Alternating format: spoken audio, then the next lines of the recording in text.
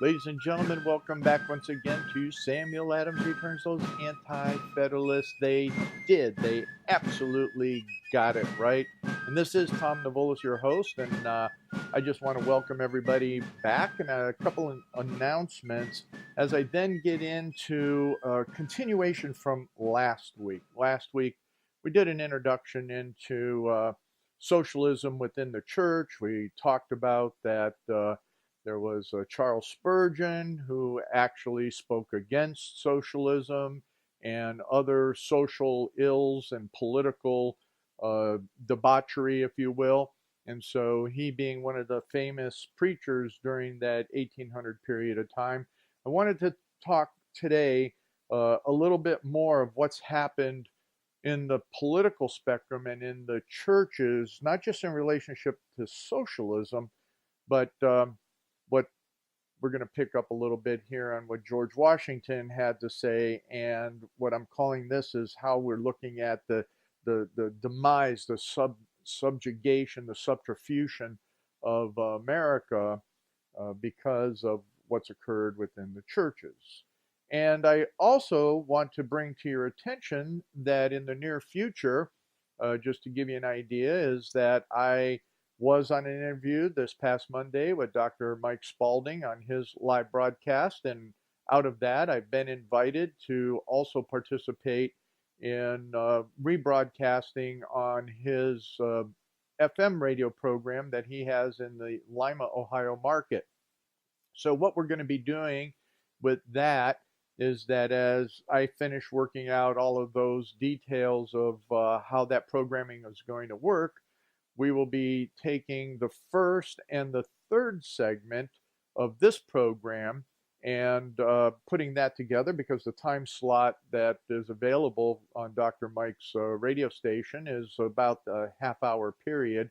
And so we're going to be able to take that first and the third segments to combine those into a program for him. But the archives are always available in total where? SamuelAdamsReturns.net. That's where you can get the archives of every program. You can get the links to what we're doing with clergy. And Kathy asked me about a pink piece of paper, and that's why I always have to have it. It's the Chaplains and Clergy of the Revolution by J.T. Headley that was developed and put together by him in 1864. And then as we get moving into the sermons of the founding era, that'll be going up onto that website, SamuelAdamsReturns.net, as well. So, a lot to cover, just a lot to cover. And heartbreaking stuff, what we're seeing over and over again in the media. There was something that I saw today, I think it was Pat Noland was on CPAC. And Kathy and I are watching CPAC to some extent, as you filter things in and out through the day. And actually, in watching what it was broadcasted on CPAC, that Pat Nolan captured me from how he ended up in prison because of the continuing antics of the persecutors and the FBI and what they do to people.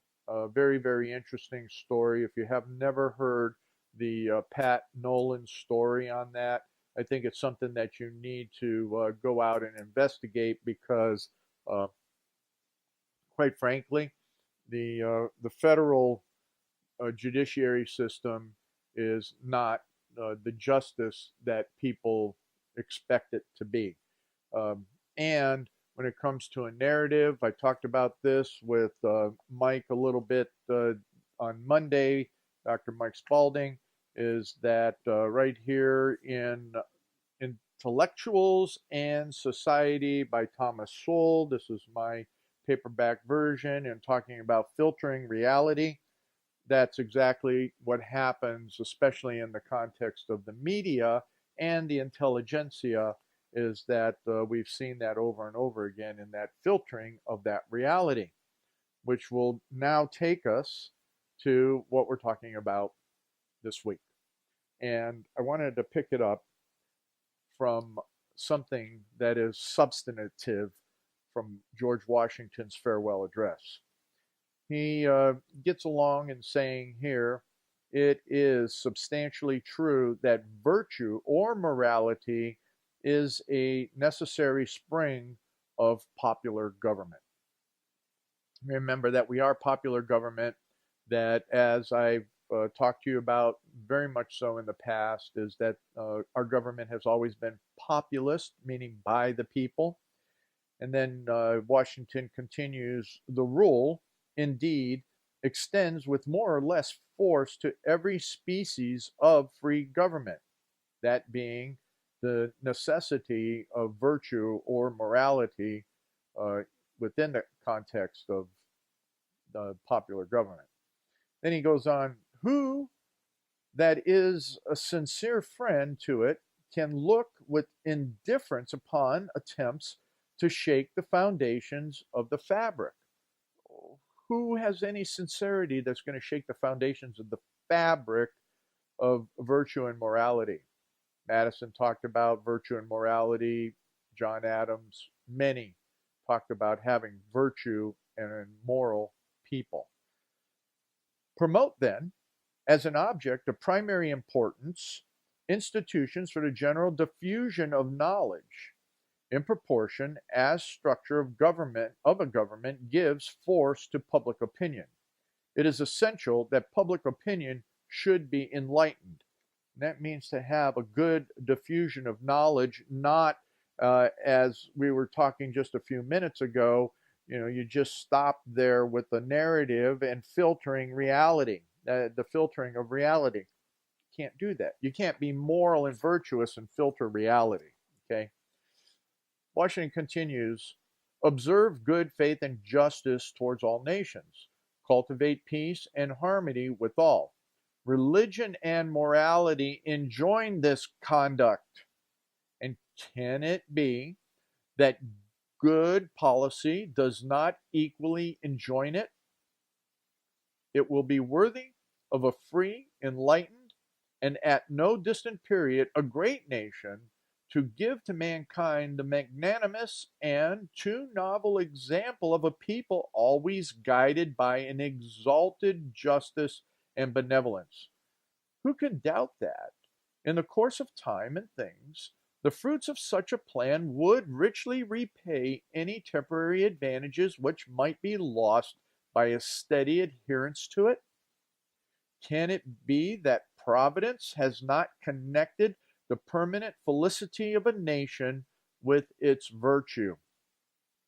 The experiment, at least, is recommended by every sentiment which ennobles human nature. Alas, is it rendered impossibly by its vices? And rendered impossible by its vices.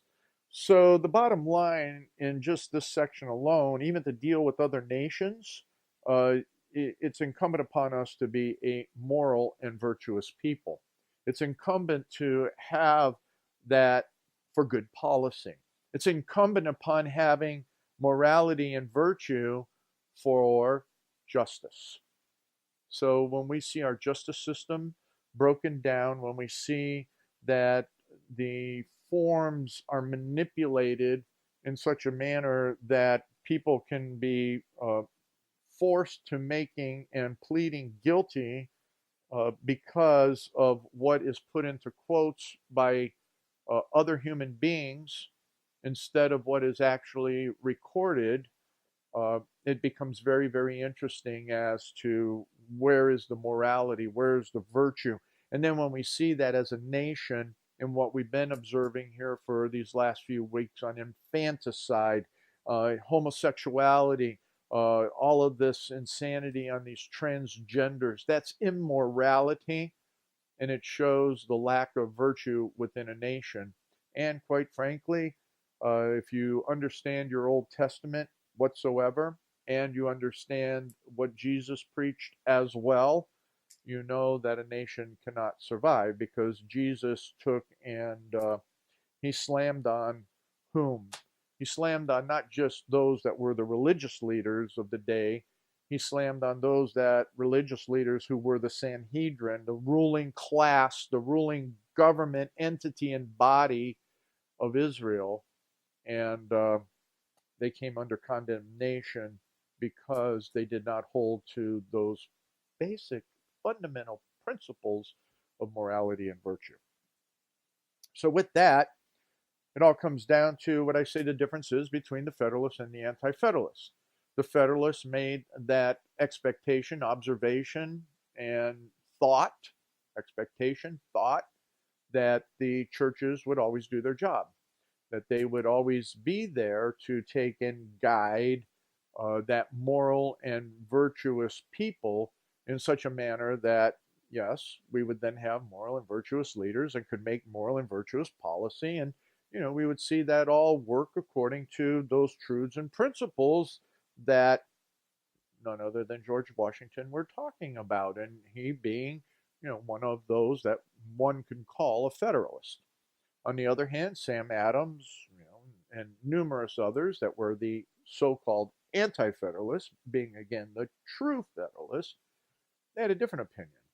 Their thought process is that we are sinful people. Our nature is not naturally good. That comes from everything that was taught and established from that Reformation, and especially as it came to America, the Puritan and the Pilgrims, as they were called. To that extent, what that is that the Bible teaches that we're sinful because of original sin, that sin that came to us through and into our nature by the acts of Adam and Eve. And the only way to get to a virtuous moral environment is through the work of Jesus Christ, which we're going to get into in the next several segments, 2 segments actually.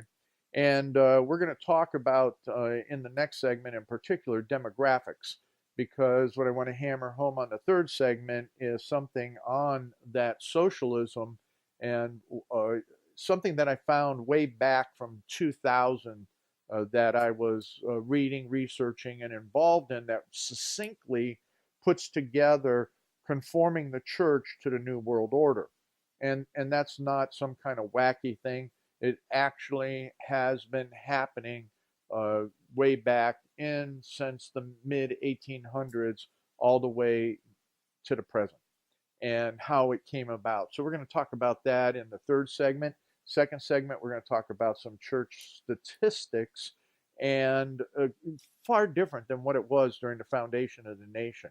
During the foundation of the nation, the majority of all the states even had state religions, whether they were Episcopals, Congregational, whether they were Presbyterian, whether they were Quakers in Pennsylvania. They all had state denominations, if you will. In other words, nobody saw anything wrong with that. They never saw anything wrong with that at the time that the Constitution was put together.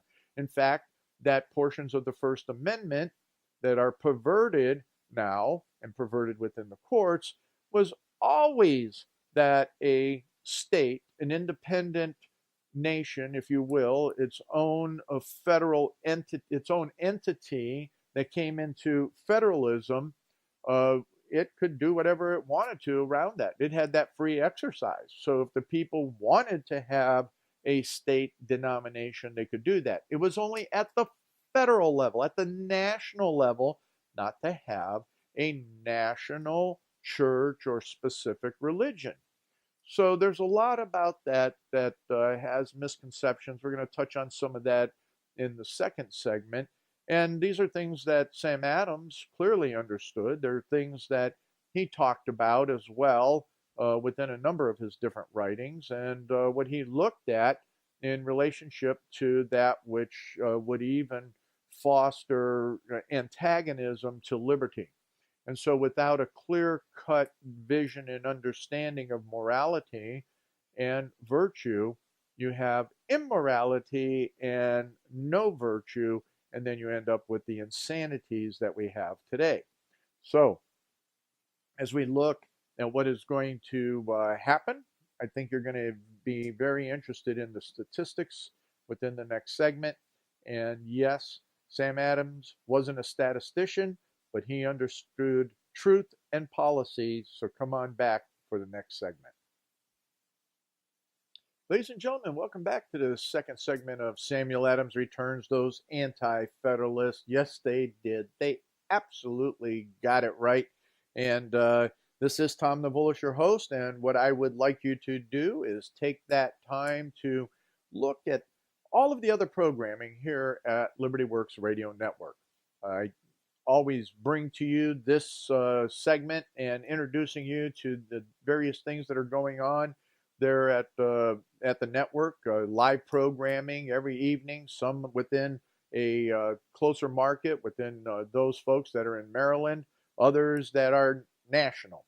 And then great stuff on constitutional studies, as well as many of the other hosts and hostesses that rebroadcast on the programming here at Liberty Works Radio Network. And most importantly, take the time. As you're going through all of those different pages, look for that button. What button is that? That's right. It's the donate button.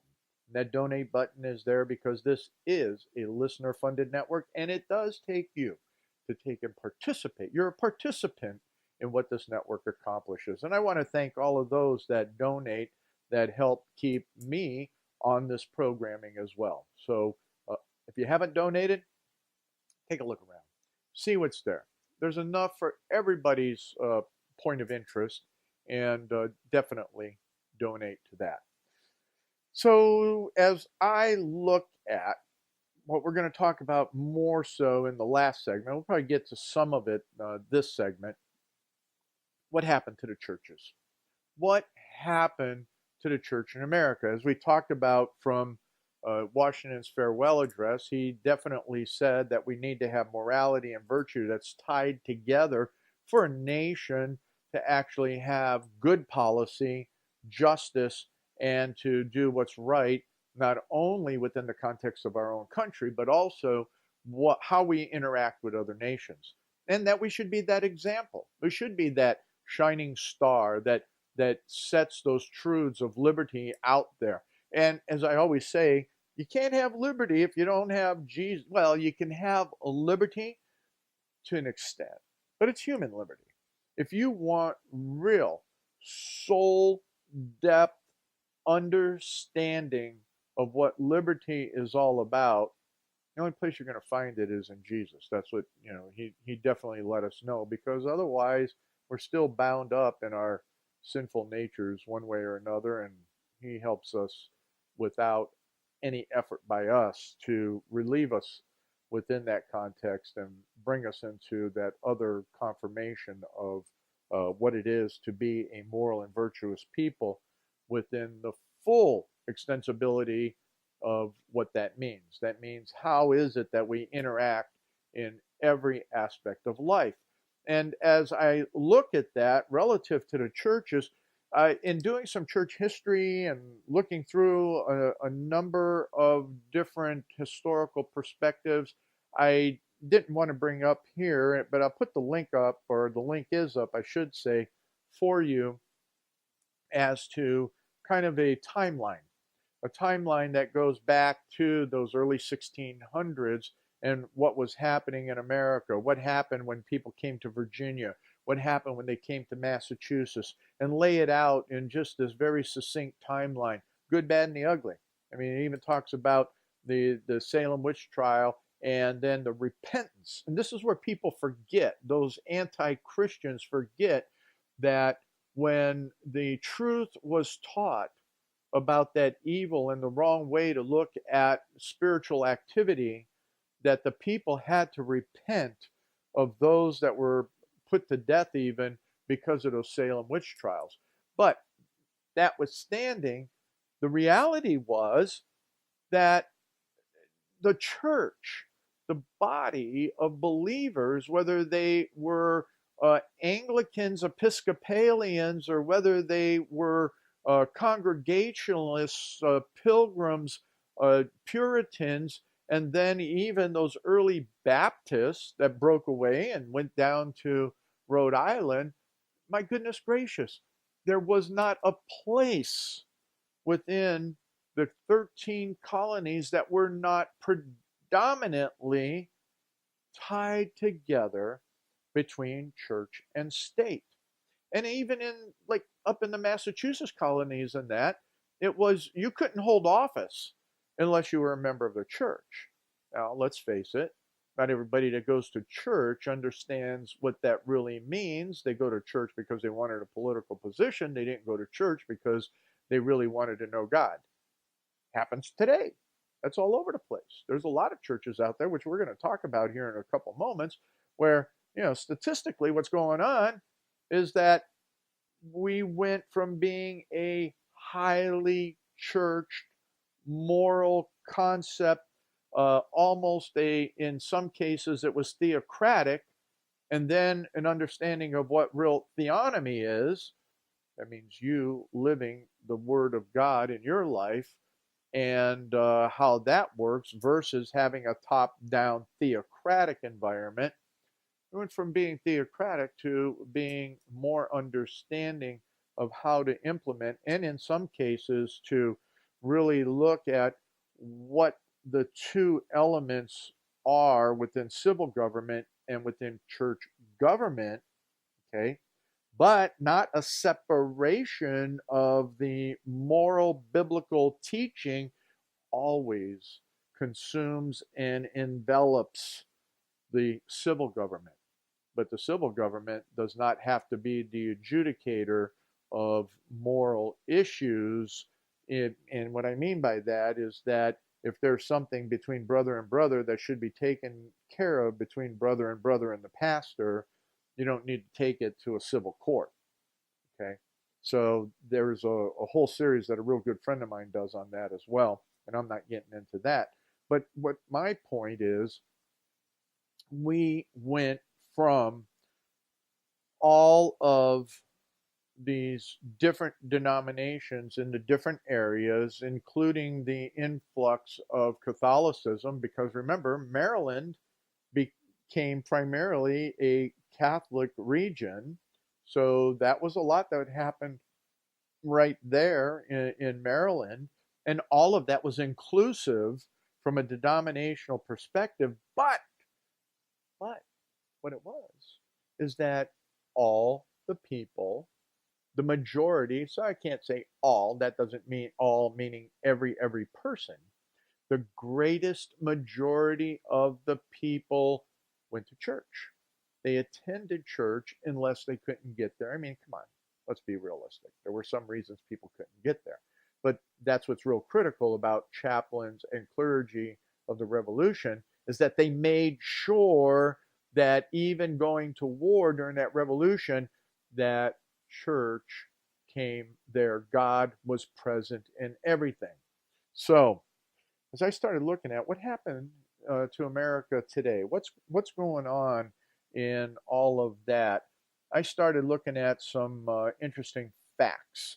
We can go look, the Pew Report, there's a Pew Report on what happened in particular with Protestantism, what's going on with the different branches, and as you see there, you can go look at the Pew Report statistics, even on Wikipedia that I have, which brings all the charts and everything nicely together, and then the report itself that gets into the greater statistics that even look at the moment, those 2014 and but it's even worse now. But what we've seen is a decline, a very terrible decline, in my opinion, in what's happened within the churches in America and in the various denominations, especially those denominations that had very biblical perspectives and points of view, to the extent that we have now extremely liberal churches that their interactions from a social gospel perspective are actually a detriment to the gospel, a detriment to society, and do not take and uphold the standards upon which George Washington was speaking to of a moral and virtuous people, because they promote immorality in so many different ways. So when I looked at some of these basic questions, and these facts are from the Hartford Institute for Religious Research. Very, very interesting. How many religious congregations are there in the United States? There's no official directory, But what we're seeing in the United States, there is an estimate from a census that for Protestant churches alone, there's about 314,000 Protestant churches within the United States and 24,000 Catholic and Orthodox churches in the United States. And Christian religious organizations are estimated at about 12,000. So a few years ago, and this was back during, I think it was during the Obama administration, there was a stand up for religious liberty and for pastors to be able to preach according to their biblical conscience. 314,000 Protestant churches, right? How many of those pastors of those churches stood up and signed a letter and did anything? The answer, 1,800. 18, can you believe that, Kath? 1,800 pastors out of 314,000 Protestant churches. Just amazing. Then there's a whole statistic on what size of churches there are, and I think we're running out of time. But I wanted to just kind of go through this real quick because I had some false assumptions, even to a church that we used to go to here in Northeast Ohio. So we have that on average, the majority of the churches out there, that median point on churches, have 75 regular participants in worship on Sundays. That's the median. And then the research shows that within that also that there's about half of the churches that are smaller and half of the churches are larger, and that they average about 186 attenders. And that then what we're really seeing is that some of the national studies and estimates on smaller churches, where some of the percentages hit around that 10% of the congregations, are 350 regular participants and up. So when we look at it on a larger demographic perspective, taking out Catholics and Orthodox churches and that, what we have is that those that have 7 to 99 attendees is about 177,000 or 9 million. 100 to 499 is 105,000 churches or 25 million people. 500 to 900 to 1,000, say, is 12,000 churches. From 1,000 to, say, 2,000 is 6,000 churches or about 8 million. Here's a statistic, especially for where we were going at the time here in Northeast Ohio. For 2,000 to 9,000 people attending, there's only 1,170 churches, and that's 4 million. But they have major outreaches that impact the large areas and globally as well. And then those that have attendances in America of 10,000 plus, there's only 40 in the whole U.S., and that's about 700,000 people. So what that means that there's approximately those 300,000 churches and change, and that's about 56 million people that take and attend or are influenced within those congregations. And then what we have is that they say that the polls are, and a Gallup poll shows that about 40% of Americans, or roughly 118 million people, said that they attend worship services on Sundays. So why aren't we having a greater influence within our political environment? And most of that is because out of all of those churches, depending on the denominational breakout, statistically, what we're seeing is that the churches are teaching either the social gospel or they do not teach anything any longer in relationship to the extensibility of the gospel. And that we should be, and the churches were historically involved in society, culture, and politics. Okay? And we just don't see that anymore, except for a few churches. I mean, there are those very few. And so that was something that Sam Adams clearly understood, that the founders clearly understood and lived in. And so we're going to continue on to what happened when Sam Adams returns in the last segment. And we always know those anti-federalists, they did. They got it right. Ladies and gentlemen, welcome back to this third segment of Samuel Adams Returns Those Anti-Federalists. Yes, they did. They got it right. And this is Tom Navolis, your host. And as I have mentioned in the very first segment, we're also going to start looking at taking the third segment and being able to develop it in such a way that I'll be able to bring that into a rebroadcast opportunity for Dr. Mike Spaulding on his FM station down there in Lima, Ohio. So for all of those folks that are hearing this, always remember that you can catch the full program at SamuelAdamsReturns.net, where it's there in the full podcast, as well as what we put up in video on YouTube. So you can always find all of our archives in totality at SamuelAdamsReturns.net. And I look forward to hearing from you there. Now, we were talking about in the last segment all the different statistics of what's been happening in the churches in America, the size of the different churches, the attendees, all of that. And then one of the pieces that I just want to catch on to here is that there's a number of denominations. Did you know that in the 2006 Yearbook of American and Canadian Churches, it's identified that there are 217 denominations?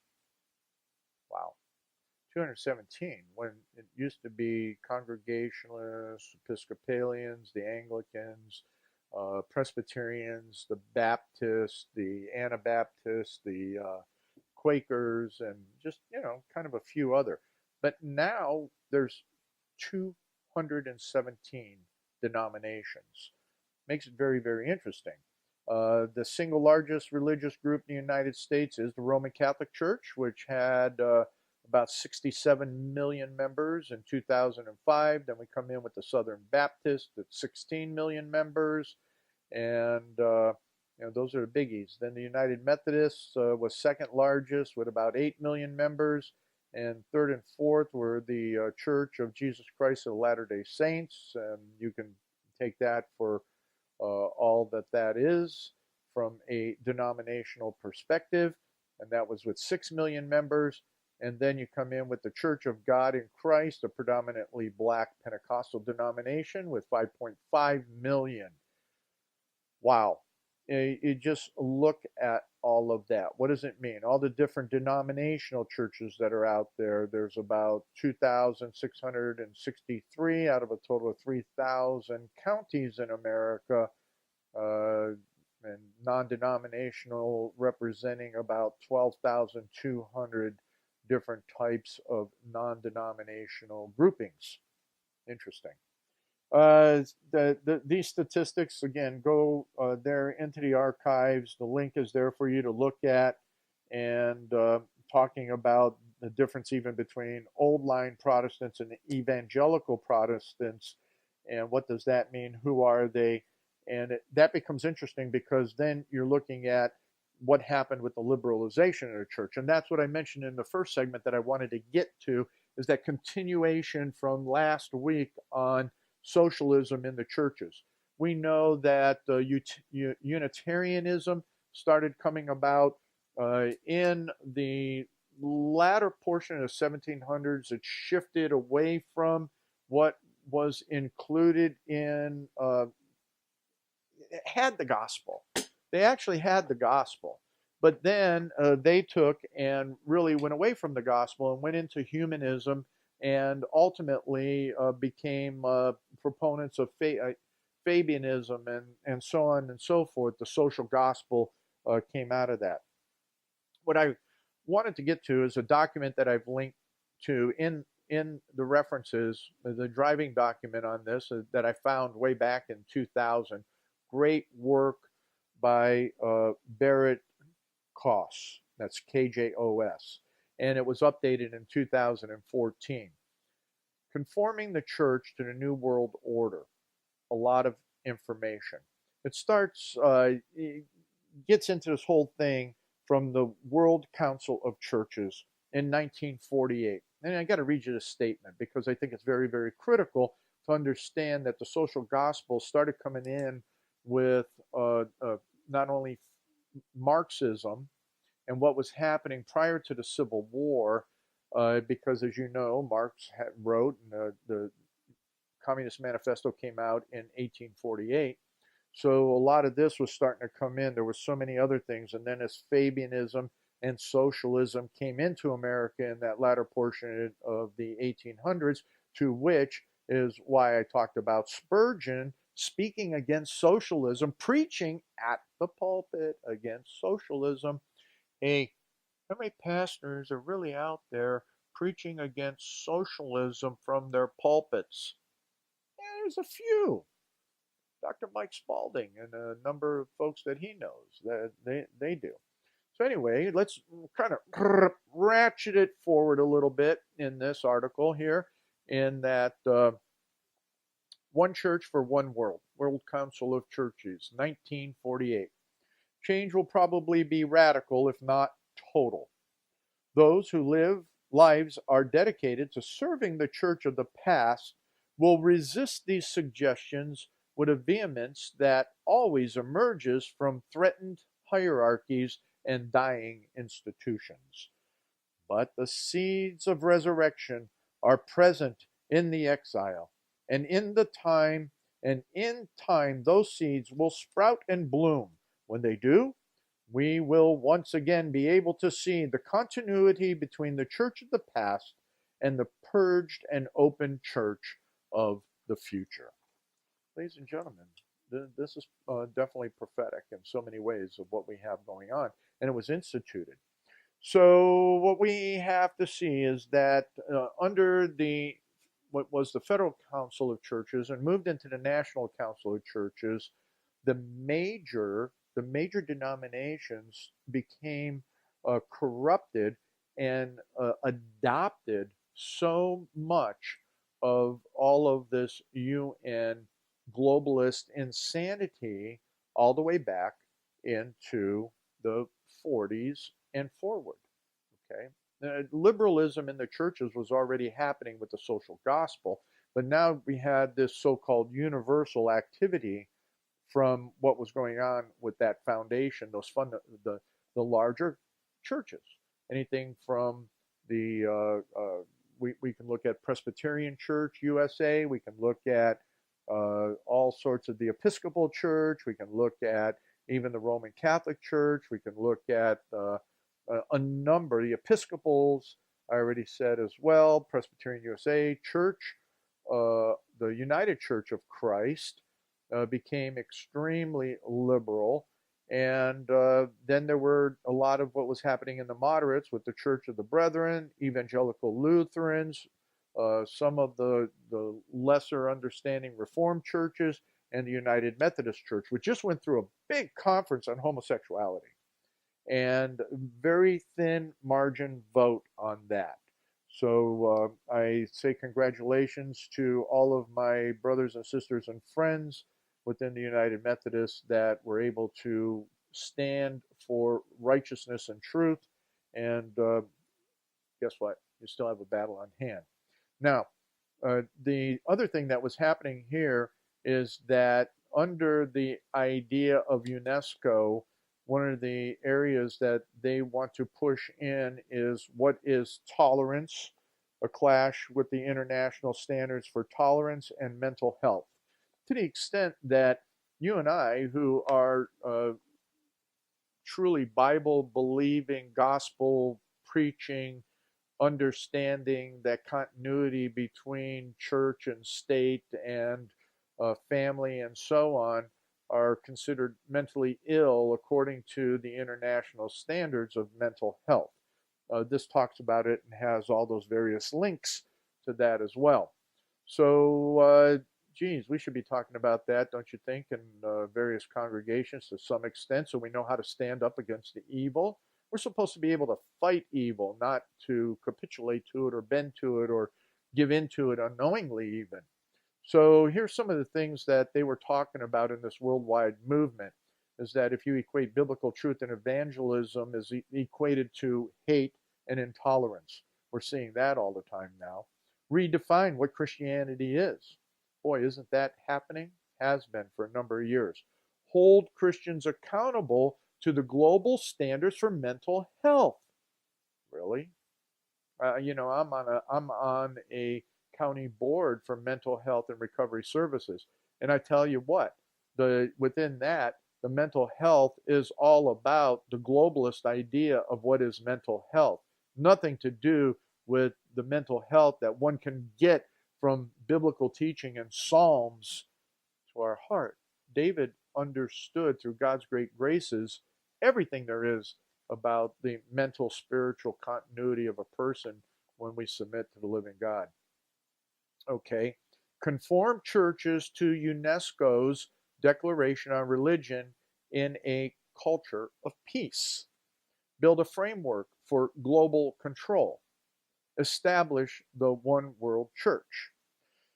So then it goes into the details about this. It gets into the details of what was happening and who were some of the players within this, the UNESCO Declaration on Tolerance, and the acceptance of Hindu, Muslim, and Jewish leaders into it, and really making exclusive the real idea, and that it's intolerance when it comes to what is the salvation message, and that we're being critical of all others. So when you see the Pope taking and making buddy-buddy with the imam, you know where that's coming from. It's a very interesting area, and the fact that what it means is that the rest of us are haters and we're intolerant. The whole salvation message has changed. What does it mean? Redefining Christianity. Instead of the uncompromising faith in Jesus Christ, the idea of what Bishop C. Joseph Sprague was putting together in the Council of Religious Leaders, where there were 425 churches in Northern Illinois Conference. It comes out with this: I am always fearful when we in the Christian community move beyond the rightful claim that Jesus is decisive for us to the presupposition that non-Christians are outside God's plan of salvation. And it goes on and on and on. I just don't have the time today to get into all of the different details, but remember that Marx was a promoter of destroying religion. You know, he said that was for the weak-minded, and that he went out to undermine biblical faith and redefine Christianity.